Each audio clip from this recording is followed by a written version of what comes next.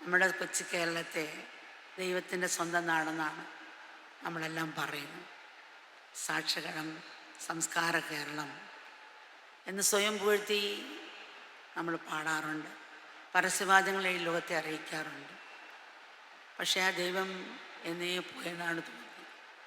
പകലൊന്നോ രാത്രിയെന്നോ ഇല്ലാതെ സ്ത്രീകൾക്കും കുട്ടികൾക്കും ഇപ്പോഴും പേടികൂടാതെ ഒറ്റയ്ക്ക് സഞ്ചരിക്കാൻ സാധിക്കുന്നില്ല. നമ്മൾ അറിയാതെ പ്രാർത്ഥിച്ചു പോകും. ചില ഇന്നത്തെ ദിവസങ്ങളിലും സ്ത്രീകളോടും കുട്ടികളോടും കാട്ടുന്ന അക്രമങ്ങളുടെയും കുറഞ്ഞ വാക്കൊന്നും കേൾക്കരുതേ എന്ന് പരസ്യമാകും. പക്ഷേ അതൊരു സ്വപ്നം പോലെ പിന്തുടരുകയാണ്. 100% ഈശ്വരൻ ചെയ്യണമെന്ന് പറയാൻ സാധിക്കില്ല.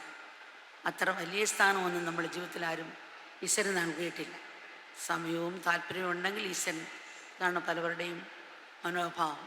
ഈശ്വരനെ വെറുതെ വിടാം, എല്ലാം മനുഷ്യപ്രയത്നമെന്ന് വിശ്വസിച്ചുള്ളൂ. എങ്കിൽ നമ്മൾ ചെയ്യേണ്ട കാര്യങ്ങൾ സമയത്തും കാലത്തും ആത്മാർത്ഥത്തോടും സമർപ്പണത്തോടെയും ചെയ്യുന്നുണ്ടോ നമ്മളോട് തന്നെ ചോദിക്കുക. മനുഷ്യൻ ചെയ്യേണ്ട മനുഷ്യൻ ചെയ്താൽ ഈശ്വരൻ ചെയ്യേണ്ട സ്വാഭാവികമായി തന്നെ നടന്നുകൊള്ളുമെന്നുണ്ട്.